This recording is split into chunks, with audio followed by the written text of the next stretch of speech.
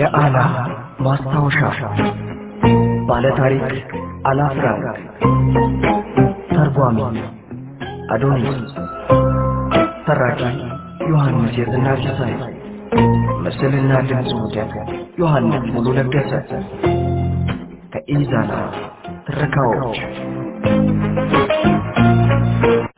የተለያዩ አዳዲስ የመዝናኛ ወሬዎችን የተወዳጅ አርቲስቶችን የህይወት ታሪክና ተሞክሮ እንዲሁም የተመረጡ መጽሐፍትን በትረካ በዩቲዩብ ብቻ የሚያቀርብላችሁ ኢዛና አሁን ደግሞ ተደራሽነቱን ይበልጥ ለማስፋት በዌብሳይት መምጣቱን ሲገልጽ በታላቅ ደስታ ነው።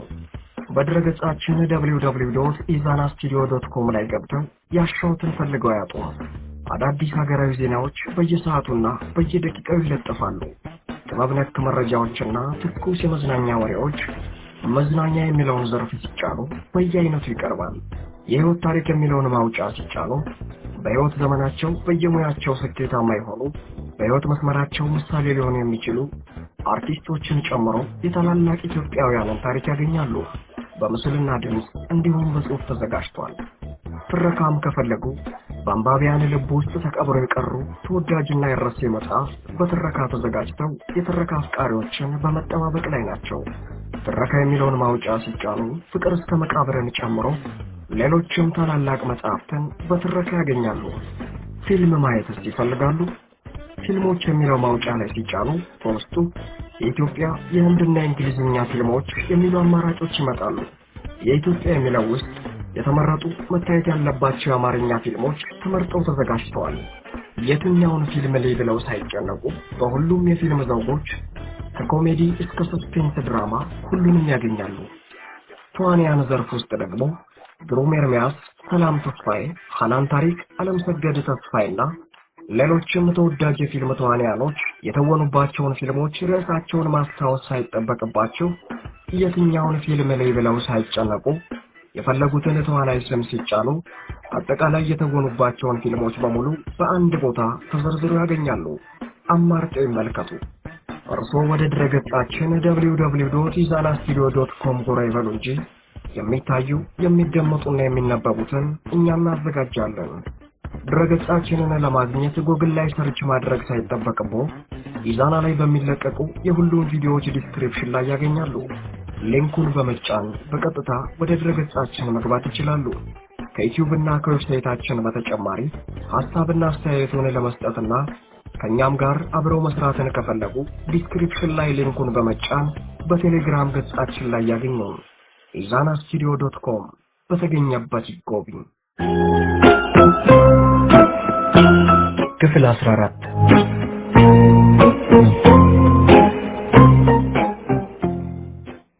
ሐሙስ ግንቦት 25 1944 ውድ ቲቲ መቼም በየቀኑ አንድ አዲስ ነገር መከሰቱ አይቀርም።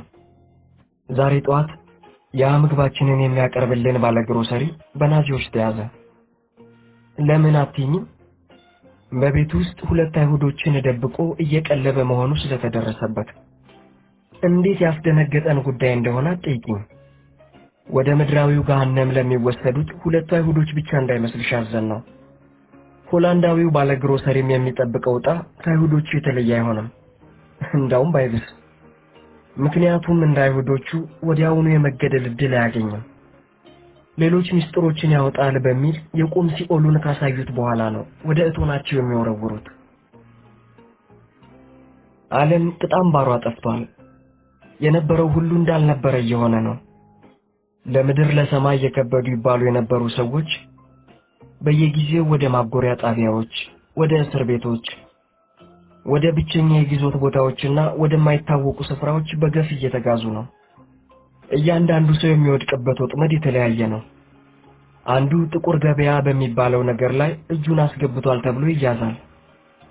ሌላው ደግሞ አይሁዶችን ወይም ደግሞ በተመሳሳይ ሁኔታ ከናዚዎች ራሳቸውን ለመደበቅ የተገደዱ ሌሎች ዜጎችን ረድቷል ተብሎ ይያዛል። ብቻ የናዚ አባል ያልሆነ ማንኛውም ሰው ከዛሬ ነገ ምን ሊገጥመው እንደሚችል አያውቅም። የዚህ ባለ ግሮሰሪ መያዝ እኛን ምን ያህል ሊጎዳን እንደሚችል መገመት የሚሳንሽ አይመስለኝም ቲቲ። አሁንም ያለን ብቸኛ አማራጭ አመጋገባችንን የበለጠ መቀነስ ነው። ይህንን በምን መልኩ ማድረግ እንደምንችል ከተወያየን በኋላ የተስማማንበትን ልንገርሽ። ለነገሩ እምብዛም የሚያመጣው ፋይዳ ያለ አይመስለኝም። እማማ ቁርስ ብሎ ነገር ከናካቴው መቅረት እንዳለበት ያቀረበችው ሐሳብ ያለምንም ተቃውሞ ጸደቀ።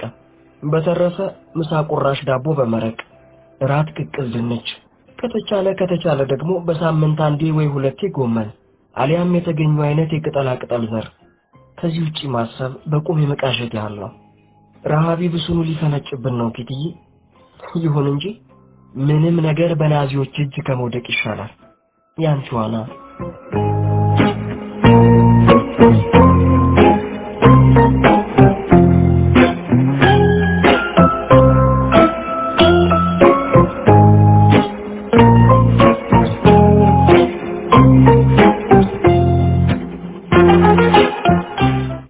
አረብ ግንቦት 26 1944 ውድ ኪቲ፣ ይሄው በስተመጨረሻ በቤታችን ውስጥ ከትላንት ጠዋት ጀምሮ የነበረው ውጥረት በመጠኑም ቢሆን ረገባለና እኔም ከስንጥቁ መስኮት ፊት ለፊት ባለው ጠረጴዛዬና ወንበሬ ላይ ተቀምጬ ሁሉን ነገር ልጽፍልሽ ተዘጋጀው። መንፈሴን ክትክት ብሎልሻል ኪቲዬ። ባለፉት ጥቂት ወራት ውስጥ እንዲህ አይነት ድቅድቅ ስሜት ተሰምቶኝ አያውቅም። ያኔ ሌቦቹ ሰብረው የገቡ ጊዜ እንኳን መንፈሴ ይህን ያህል እስከ መላሸቅ አልደረሰም ነበር ልልሽ እችላለሁ። በአንድ በኩል የግሮሰሪው ሰውያችን ጉዳይ አእምሮዬ ውስጥ እየተመላለሰ ረፍት ይነሳኛል። በሌላ በኩልማ ስንቱን ልንገርሽ ኪቲ። በቤታችን ውስጥ ነጥብ በነጥብ እየተብጠለጠለ ሲወራ የሚያመሸውና መላው ዓለም ዘጀውስ ከስችን የሚለው የኛ የአይሁዶች ጉዳይ የወረራው መዘግየት፣ የምግባችን እየከረፋ መሄድ፣ እንዳንዳች የነገሰብን አጠቃላይ ውጥረት፣ በእያንዳንዱ የመደበቂያ ቤታችን ነዋሪ ላይ የሚታየው አሳዛኝ ገጽታ፣ በፒተር የተበሳጨውበት ጉዳይ፣ በቃ ወዘተ። ይህ እንግዲህ ጥቁር መሆኑ ነው። ታዲያ ከዚሁ ጋር በየጣልቃው ነጭ ሙልብ እያለልኝ ያልፋል። ለምሳሌ የሜፔ ቃል ኪዳን ቀለበት፣ የዊትሰን በዓል መስተንግዶ። በነገራችን ላይ ዊትሰን ማለት ከፋሲካ በኋላ 7ኛው እሁድ ማለት ነው። የአቶ ክሪለር የልደት አበባዎች፣ ፊልሞች፣ ኮንሰርቶች ወዘተ። ብቻ ምን ልበልሽ፣ ያ ትልቁ ለውጥ፣ ያ በሁለቱ ተቃራኒ የህይወት ገጽታዎች መሃል ያለው ትልቅ ለውጥ ምንጊዜም አብሮን አለ። አንዱን ቀን የሁኔታዎችን አስቂኝ ጎናቸውን እያየን ስንሳሳቅ እንውልና ሌላውን ቀን ደግሞ በስጋት ስንምጠረጠር፣ በሁላችንም አይኖች ውስጥ ፍርሃት፣ ውጥረትና ተስፋ መቁረጥ ሲነበብብን እንውላለን። ታዲያ ከኛ በላይ የሚያሳዝነው አሳር የሚያህለውን የስምንታችንም ጣጣ ተሸክሞ ያሉት ሜፔና አቶ ክሬለር ናቸው። አዎ፣ ይህን ሁሉ ጊዜ ተደብቀን ለቆየነው 8 ባዕዳን የሚያስፈልጉንን ነገሮች ለማሟላት ያቅማን ሁሉ ስትማስን የኖረችው ሜፔና ከምንሰጋበት አደጋ የመጠበቁን ተራራ የሚያህል ኃላፊነት ተሸክሞ አእምሮ ክፉኛ ከመወጠሩ የተነሳ ማውራት እንኳን እየተሳነው የመጣው አቶ ክሬለር። እስቲ አስቢው ኪቲ፣ እዚህ የሰቆቃ ዋሻ ውስጥ ታሽገን ስንኖር ይኸው ድፍን 2 ዓመታችን። እስከ መቼ ይሆን ይህን እጅግ የሚል ህይወትና ዕለት እንደ ጅማት እየከረረ የሚሄድ የመንፈስ ውጥረት ችለን መጠበቅ ያለብን? የፍሳሽ መውረጃ ቱቦ ስለተደፈነ ምንም አይነት ቧንቧ መክፈት አንችልም። ሲብስብን ብቻ የጭልጭል ሳል ካልሆነ በቀር። ወደ መጸዳጃ ቤት ስንገባ ቡሩሽና ለዚሁ ብለን ካጠራቀምነው ቆሻሻ ውሃ ላይ በቃ ቀንሰን ይዘን መግባት አለብን። ለዛሬውስ እንደምንም እንወጣዋለን። ቱቦ ሰሪው ብቻውን ሊሰራው የማይችለው ከሆነ ግን ምን እንደሚውጠን እንጃ። የማዘጋጃ ቤት ሰዎች እንደሆነ እስከ ማክሰኞ ዝር ማለት አይችሉም። ሜፔ ለዊትሰን በዓላችን በአሻንጉሊት ቅርጽ የተሰራ ኬክ ላከችልን። ከኬኩ ጋር በላከችልን ማስታወሻ ላይ ሃፒ ዊትሰን የሚለውን ጽሑፏን ሳየው ያላገጠችብን አይነት ሆኖ ነበር የተሰማኝ። እውነቴን ነው ኪቲ፣ አጋነን ሸዋት በይኝና እንዳውም የክፍለ ዘመኑ ታላቅ ምጸት ሊባል የሚችል ነው። አሁን ያለንበት አጠቃላይ ሁኔታ በምንም አይነት ለወጉ እንኳን ቢሆን ሃፒ ሊባል አይገባውም።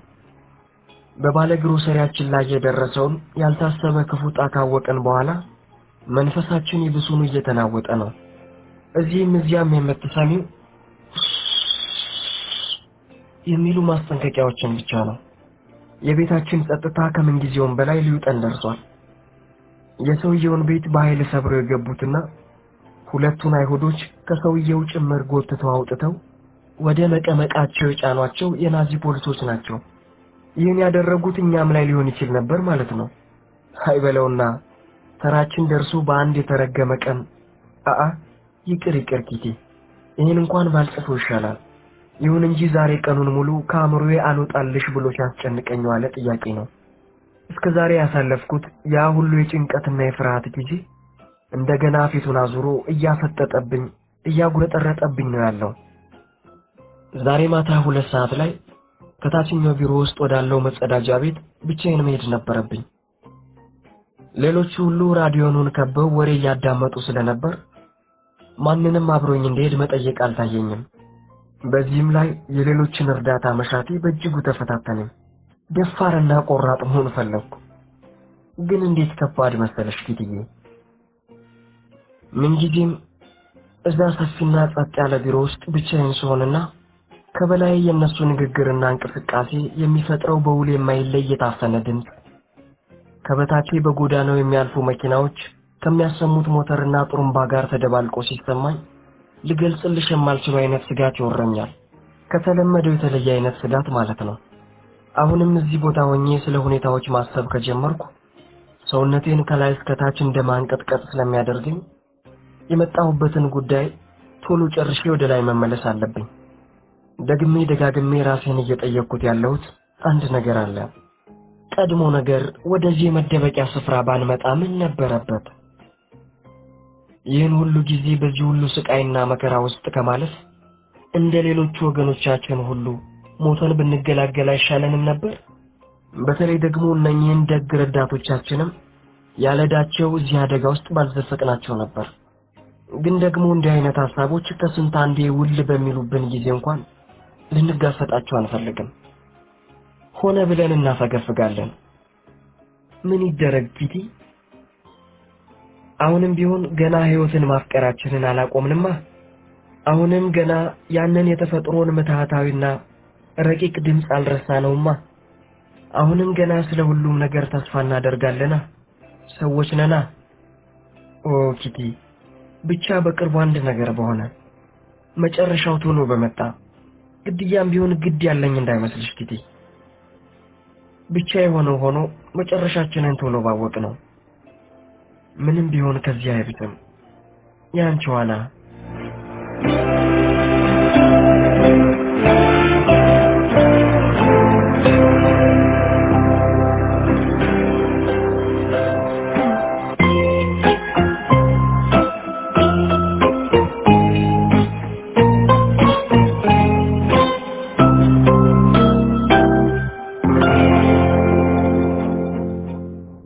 ማክሰኞ ሰኔ 6 1944 ውድ ኪቲ፣ This is ዲዳይሲ የቢቢሲ ሬዲዮ ለመላው ዓለም አበሰረ።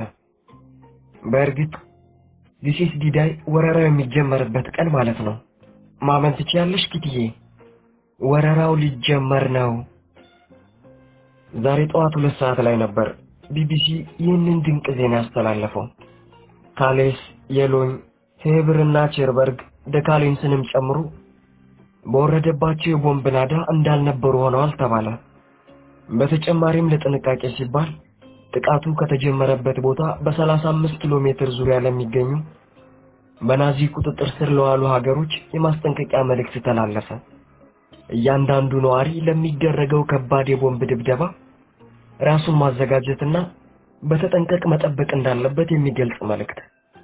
የሚቻላቸው ከሆነ እንግሊዞች ከድብደባው 1 ሰዓት ቀደም ብለው ለተጠቀሱት ቦታዎች የማስጠንቀቂያ ወረቀት በአውሮፕላን ይበትናሉ። የጀርመን የዜና ማሰራጫዎች እንደገለጹት የእንግሊዝ ፓራኮማንዶዎች ከአየር ላይ በፓራሹት እንደ ዝናብ እየወረዱ በፈረንሳይ ጠረፍ አርፈዋል። የእንግሊዝ የጦር አውሮፕላን ተሸካሚ መርከቦች በበኩላቸው ከጀርመን የባህር ኃይል ጋር ከባድ ውጊያ ላይ ናቸው አለ ቢቢሲ። የሚስጥራዊ ቤት ነዋሪዎች ከማለዳው 3 ሰዓት ላይ ማዕከለኛው የጋራ ክፍላችን ውስጥ ተሰባስበን በሁኔታው ላይ ተወያየንበት። የአብዛኛዎቻችን ስሜት ተመሳሳይ ነበር። ይሄ ነገር ልክ ከሁለት ዓመት በፊት ተደርጎ እንደነበረው እንደ ዴፒው አይነት የሙከራ ጥቃት ይሆን እንዴ? ከዚሁ ጥርጣሬያችን ጋር ለአንድ ሰዓት ያክል እንደቆየን 4 ሰዓት ላይ ቢቢሲ በጀርመንኛ፣ በሆላንድኛ፣ በፈረንሳይኛ እንዲሁም በሌሎች የተለያዩ ቋንቋዎች ወረራው ተጀምሯል የሚለውን ዜና በተደጋጋሚ ያስተጋባ። ይህ ማለት ትክክለኛ ወረራ ተጀመረ ማለት ነው። ደስ አይልም ኪትዬ? 5 ሰዓት ላይ በቢቢሲ ራዲዮ የጀርመንኛ ቋንቋ ስርጭት ዋና ኮማንደሩ ጀነራል አይዘናወር ንግግር አደረጉ። 11,000 የጦር አውሮፕላኖች ናቸው ለወረራው የተሰለፉት። ምንም የማያቋርጥ የደርሶ መልስ በረራ ያደረጉ ጥቃታቸውን በብቃት እየተወጡና ፓራ ኮማንዶዎችን በቦታቸው እያራገፉ ነው።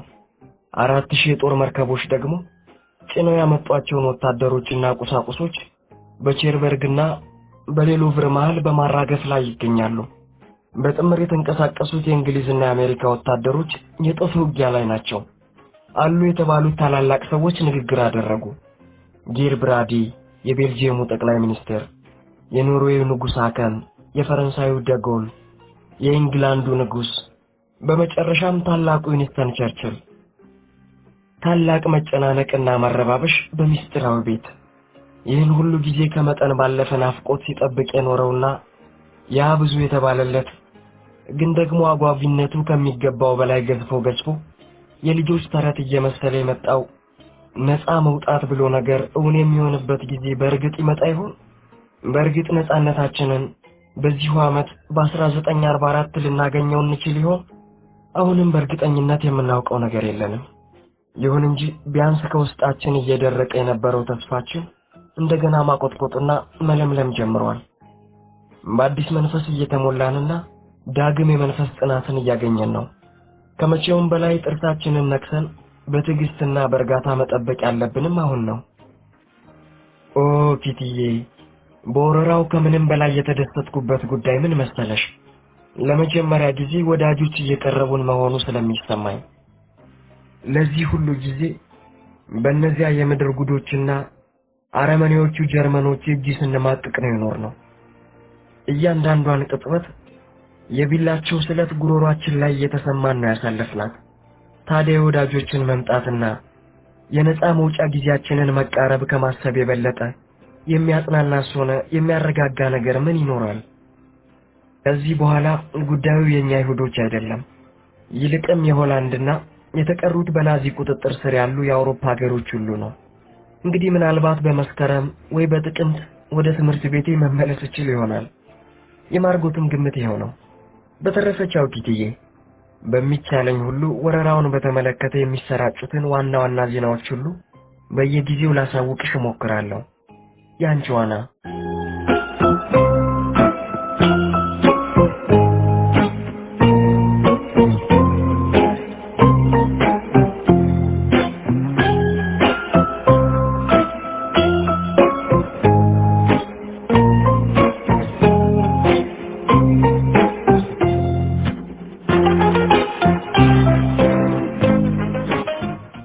ዓርብ ነሐሴ 9 1944 ውድ ኪቲ፣ የወረራው ታላላቅ ዜናዎች እነኙልሽ። የህብረ ብሔሩ ጦር ሰራዊቶች በፈረንሳይ ጠረፍ የምትገኘዋን ባዩ የምትባል አነስተኛ መንደር ከያዙ በኋላ ወደ ኬን እየገሰገሱ ነው። አካሄዳቸው ቼርበርግ የምትገኝን ባህረ ሰላጤ ሙሉ በሙሉ ለመቁረጥ ይመስላል። በየምሽቱ የጦር ሜዳው ቃል አቀባዮች የውጊያውን ዜናዎች እየዘገቡ ሰራዊቱ በየጊዜው የሚገጥሙትን ችግሮችና እነኚህኑ ችግሮች የሚወጣበትን ወኔና ጽናት ይገልጹልናል። በጣም ድንቅና አልፎ አልፎም ጨርሶ ለማመን የሚያዳግቱ ታሪኮችን ነው የሚነግሩን። ከዚህም ሌላ ወደ እንግሊዝ ተመልሰው ተወስደው በሕክምና ላይ ከሚገኙ የጦር ቁስለኞች አንዳንዶቹ በግንባር ወደ ማይክሮፎኑ እየቀረቡ በገዛ ድምጻቸው ስለ ጦርነቱ ሁኔታ ያወጉናል። ምንም እንኳን የአየር ሁኔታው ጭጋጋማና አስቸጋሪ ቢሆንም የአየር ኃይሉ ቦምብ ጣይ አውሮፕላኖች ሰማዩ ላይ እንደ ክረምት አግቢ እየተርመሰመሱ ግዳጃቸውን በሚገባ በመወጣት ላይ ናቸው ይባላል። የዲዳይ ዕለት ወረራው የተጀመረበት ዕለት ማለት ነው። ቸርችል ከህብረ ብሔሩ ጦር ጋር ወደ ውጊያው ስፍራ ለመሄድ በጣም ፈልገው እንደነበርና ጀነራል አይዘናወር እንዲሁም የተቀሩት ጀነራሎች በብዙ ትግል ሐሳባቸውን እንዳስቀየሯቸው በቢቢሲ ሰማን። እስቲ አስቢው ኪቲ፣ በዚህ እድሜያቸው ምን አይነት ወኔ ቢኖራቸው ነው አሁን ቢያንስ 70 ሳይሞላቸው እንደማይቀር እርግጠኛ ነኝ። በሚስጥራዊ ቤት ውስጥ ተፈጥሮ የነበረው የስሜት መጋጋል አሁን በመጠኑ ረገብ ብሏል። ይሁን እንጂ አሁንም ቢሆን ጦርነቱ በዚህ ዓመት መጨረሻ ላይ እንደሚጠናቀቅ ተስፋ እያደረግን ነው ያለነው። ወይ መጠናቀቅም አለበት። ቢያንስ ለወይዘሮ ፋንዳንሴ ንጭንጯ ሊገለን ነው ኪቲ። በፊት ያው እንደምታውቂው ወረራው ዘገየ በሚል ንጭንጭ ነበር የምታሳብደን። አሁን ደግሞ አዲስ ዘፈን አውጥታልሻለች፣ የአየር ሁኔታው መረረኝ የሚል። እንዲችው እኚኝ እንዳለችብን ይመሻል ይነጋል ነው የማወራሽ። በርሜል ሙሉ ቀዝቃዛ ውሃ ውስጥ ነክሮ ጣራው ላይ ማስቀመጥ ነበር እሷን። ከአቶ ፋንዳንና ከፒተር በስተቀር ሁሉም የሚስጥራዊ ቤተሰቦች ሃንጋሪያን ራፕሶዲ የተሰኘውን ትራዮሎጂ አንብበውታል። ስለ ታላቁ የሙዚቃ ቀማሪ ስለ ፍራንዝ ሊስት የህይወት ታሪክ የሚያወሳ በጣም ደስ የሚል መጽሐፍ ነው። ግን እንደኔ መጽሐፉ በአብዛኛው ስለ ሴቶች የሚያወራ መሆኑ በመጠኑም ቢሆን ደከም አድርጎታል ባይነኝ። በነገራችን ላይ ኪቲ፣ ፍራንዝ ሊስት በጊዜው ተወዳዳሪ ያልነበረው ዝነኛ ፒያኒስት ብቻ ሳይሆን አለ የተባለው አተራማሽም ነበር። እስከ መጨረሻው ማለትም እስከ 70 ዓመቱ ድረስ የዘመኑ ሴቶች አውራደሩ እንደነበር ነው የሚነገርለት። በዚህ ላይ ቀልደኛ ጠባሽ እንዳይመስልሽ፣ ምርጧን ነበር ጠብ የሚያደርግልሽ። ፍቅረኞቹ ከነበሩት መካከል ጥቂቶቹን ልጥቀስልሽ። ክብርት ማሪያ ዳጎል፣ ልዕልት ካሮሊን ሳይኑት ፔንስታይን፣ ዳንሰኛዋ ሉላ ሞንቴዝ፣ ፒያኒስት አግነስ ኪንጎርዝ፣ ፒያኒስት ሶፊ ሜንተር፣ ልዕልት ኦልጋ ጃንያና፣ ክብርት ኦልጎ ሜንዶርፍ፣ ተዋናይት ሊላ ወዘተ ማለቂያ የላቸውም ነው የማወራሽ። ይልቅ መጽሐፉ ስለ ሙዚቃና ስለ ስዕል ጥበብ የሚያወራባቸው ክፍሎች በጣም ደስ ይላሉ። በእነዚህ የመጽሐፉ ክፍሎች እነማን ተጠቅሰዋል መሰለሽ? ሹማን፣ ክላራ ዋይክ፣ ሄክተር ቤርሊዮዝ፣ ጆሃንስ ብራምስ፣ ቢቶቨን፣ ጆአኪም፣ ሪቻርድ ዋግነር፣ ሃንስ ቮን ቦሎ፣ አንቶን ሮቢንስታይን፣ ፍሬድሪክ ሾፐን፣ ቪክቶር ሁጎ፣ ኦኖሬ ዲ ባልዛክ፣ ሂትለር፣ ሃሜል፣ ሬርኒ፣ ሮሲኒ፣ ቼሩቢኒ፣ ጋኒኒ፣ ሜንደልሰን ወዘተ። ፍራንዝ ሊስት በባህሪው በጣም ጥሩ፣ በጣም ደግና ስለራሱም ያለው ግምት ከግብዝነት እጅግ የራቀ ሰው ነበር። ከመጠን ያለፈ ከንቱነቱ እንዳለ ሆኖ ማለት ነው። የቀረቡትን ሰዎች ሁሉ ከመርዳት ወደ ኋላ ብሎ ያውቅም ነበር ይባላል። በተረፈ ለሱ ሙዚቃ ማለት ሁሉም ነገር ማለት ነው። እንደ ነፍሱ የሚወዳቸው ሁለት ነገሮች ደግሞ ምን ነበሩ መሰለሽ? ኮኛክና ሴቶች። በተረፈ ሆደ ባሻ፣ የማንንም እንባ ማየት የማይችል በጣም ጨዋ፣ ምንም አይነት ውለታ ቢጠየቅ እምቢ ማለት የማይሆንለት፣ ለገንዘብ ቅንጣት ደንታ ያልነበረው ሰው ነበር። የሃይማኖት ነጻነትን እንዲሁም የዓለም ሰላምን አጥብቆ ያፈቅር እንደነበር ብዙዎቹ መስክረውለታል።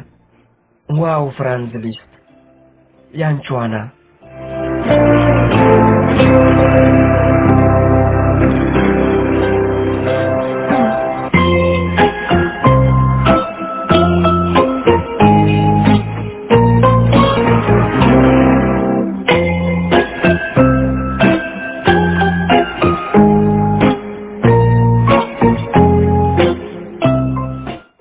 ማክሰኞ ሰኔ 13 1944 ውድ ኪቲ፣ ትላንትና አንድ ሌላ የልደት ቀን ያለፈ። ስለዚህ አሁን 15 ዓመት ሆነኝ ማለት ነው። በስጦታ ተንበሽብሼ ነበር ነው የማወራሽ። የስፕሪንገር ሚስተሪ ኦፍ አርት የተሰኘ መጽሐፍ 5ቱንም ቮሊዩሞች፣ የእጅ ማህረብ፣ 2 ብልቃጥ እርጎ፣ 1 ብልቃጥ ማርማላት፣ 1 ባለቅመም የጂንጀር ብሬድ ኬክ፣ 1 የስነ ጽዋት ቦታኒ መጽሐፍ። እንግዲህ ሁሉ ከማማና ከአባባ መሆኑ ነው።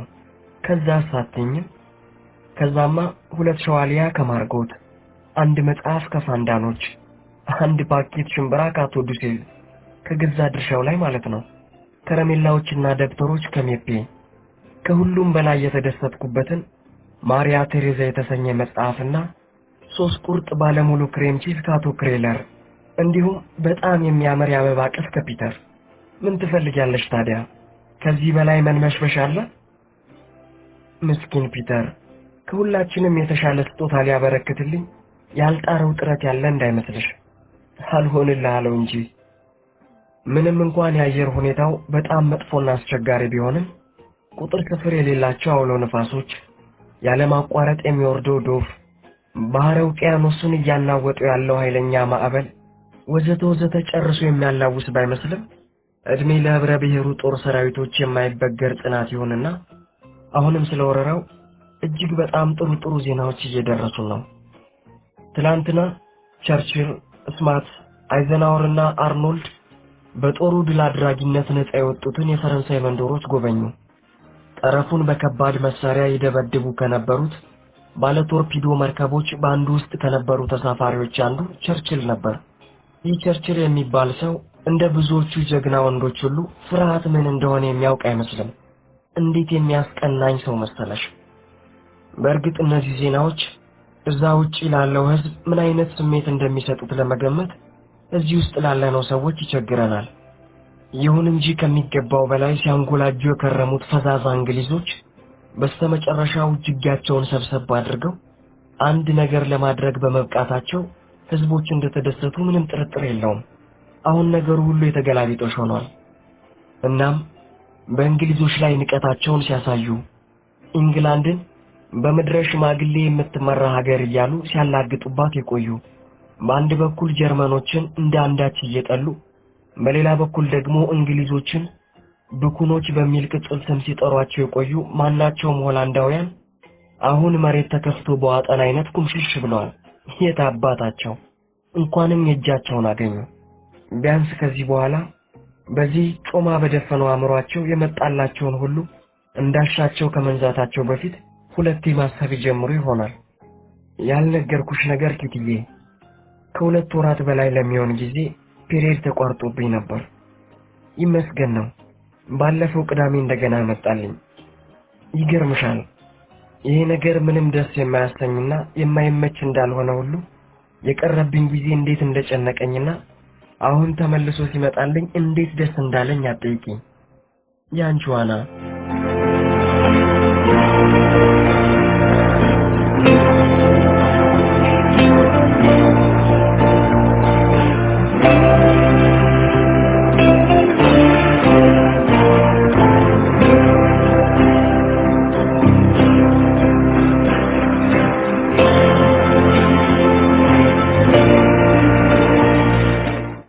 ረቡዕ ሰኔ 14 1944 ውድ ኪቲ፣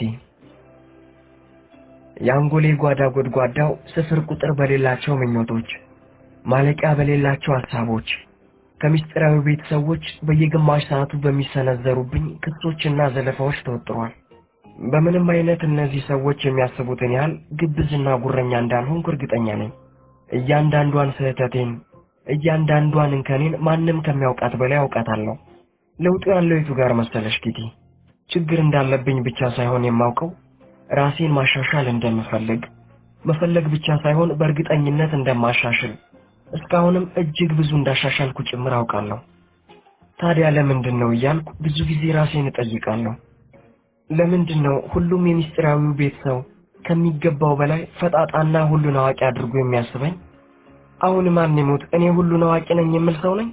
ወይስ በእርግጥም ሁሉን አዋቂ ስለሆንኩና ምናልባትም ደግሞ እነሱ እንደዛ ስላልሆኑ ይሆን? እውነቴን ነው የምልሽ ኪቲ፣ በጣም የሚገርመኝ ነገር ነው። ለምሳሌ ማንኛውም የሚስጥራዊ ቤት አባል ወይዘሮ ፋንዳን አላዋቂ ሴት እንደሆነች በሚገባ ያውቃል። እኔ ደግሞ በጥሬ ቃሉ ደደብ ናት ነው የምለው። ደደብ ሰዎች ደግሞ ሌሎች ከነሱ የተሻሉ ሆነው ሲገኙ ጥሩ አይሰማቸውም። ወይዘሮ ፋንዳን እኔን እንደ ደደብ የምትቆጥረኝ ለምን መሰለሽ? የሷን ያህል የእውቀት እጥረት ስለሌለብኝ። በቃ ይሄው ነው ምክንያቱ። አለሁ ባይ እንደሆንኩና ሁሉም ነገር ላይ ቀደም እንደምል አድርጋ የምትፈርጀኝ ደግሞ እሷ ራሷ የባሰባት አለሁ ባይ ስለሆነች ነው። ቀሚሶቼ ከሚገባው በላይ አጫጭር መስሎ የሚታዩአትም የራሷ ቀሚሶች የባሰ ሆኖ አጫጭር ስለሆኑ ነው።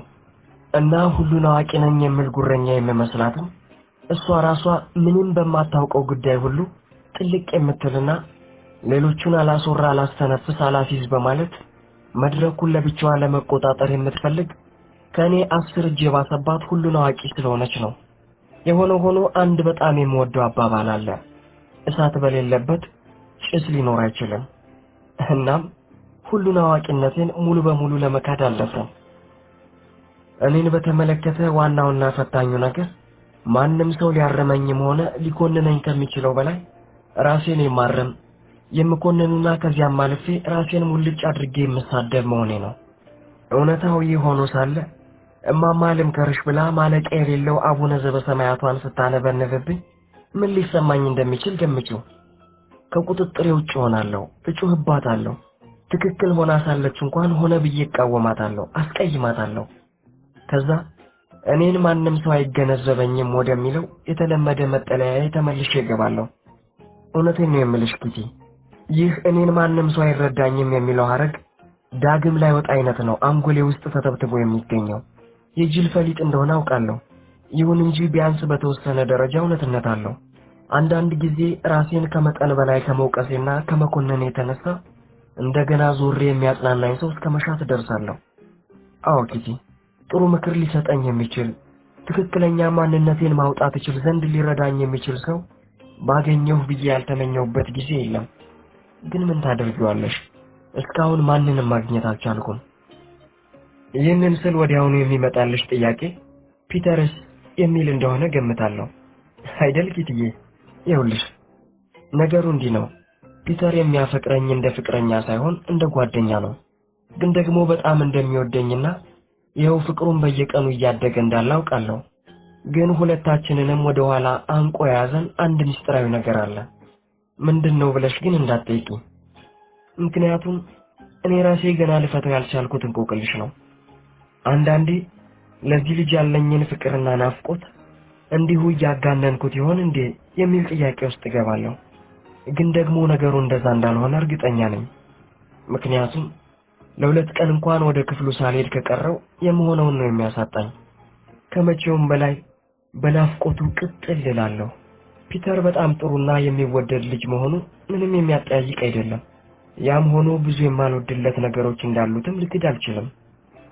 በተለይ ለሃይማኖት ያለው ጥላቻ፣ ስለ ምግብ አውርቶ የማይጠግበው ነገር፣ እንዲሁም ስለ ሌሎች የማይረቡና ሰልቺ ጉዳዮች በልዩ ጽሞና እያወራ የሚያዝገኝ ነገር ከማይጥሙኝ ባህሪዎቹ ዋናዎቹ ናቸው።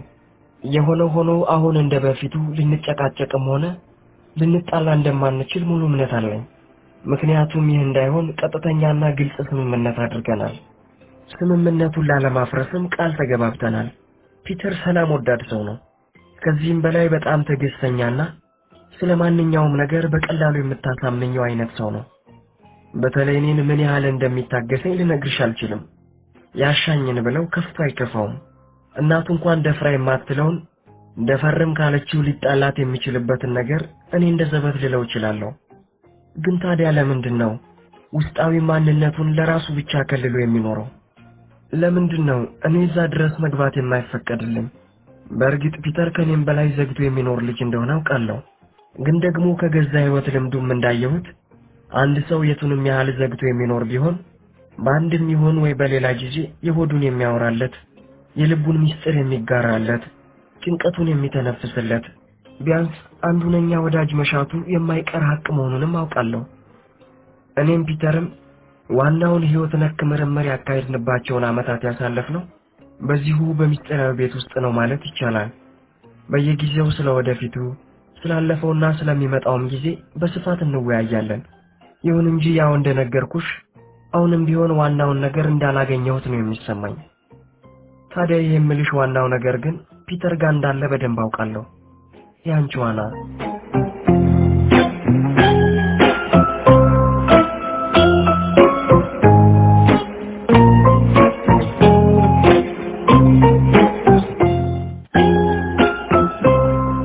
የአና ማስታወሻ ባለ ታሪክ አና ፍራንክ፣ ተርጓሚ አዶኒስ፣ ተራኪ ዮሐንስ የዝናሽ ያታይ፣ ምስልና ድምፅ ውህደት ዮሐንስ ሙሉ ለገሰ፣ ከኢዛና ትረካዎች